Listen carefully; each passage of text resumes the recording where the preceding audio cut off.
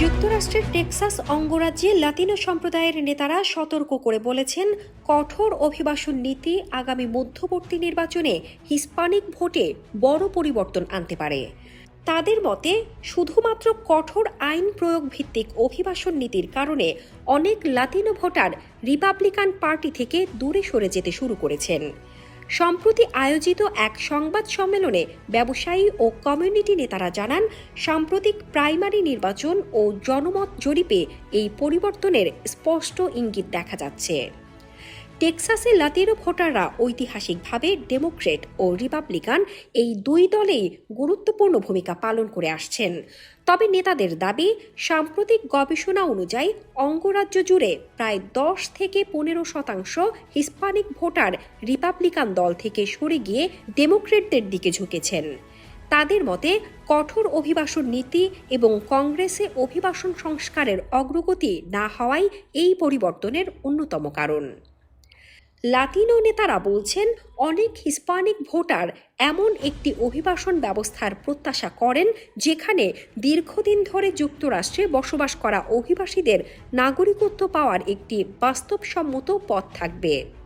উদাহরণ হিসেবে তারা কংগ্রেসে আটকে থাকা ডিগনিটি অ্যান্ড ড্রিম অ্যাক্টের কথা উল্লেখ করেন, যা অভিবাসীদের জন্য নাগরিকত্বের সুযোগ তৈরি করতে পারে বলে সমর্থকরা মনে করেন।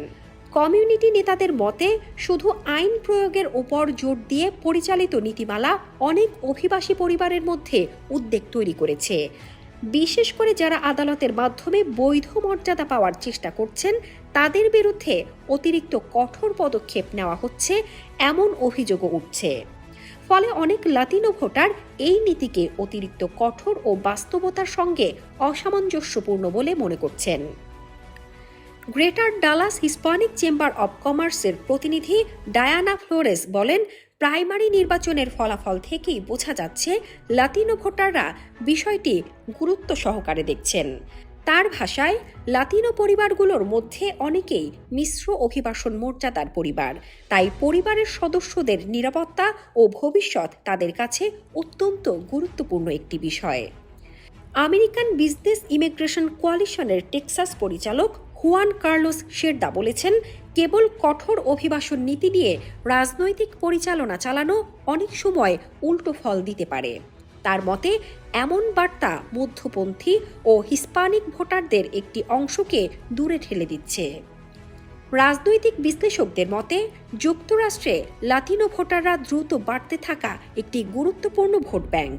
বিশেষ করে টেক্সাসের মতো অঙ্গরাজ্যে এই ভোটারদের অবস্থান অনেক নির্বাচনের ফল নির্ধারণে গুরুত্বপূর্ণ হয়ে উঠতে পারে। তাই অভিবাসন নীতিকে কেন্দ্র করে তৈরি হওয়া এই নতুন রাজনৈতিক সমীকরণ আগামী মধ্যবর্তী নির্বাচনে বড় প্রভাব ফেলতে পারে বলে ধারণা করা হচ্ছে।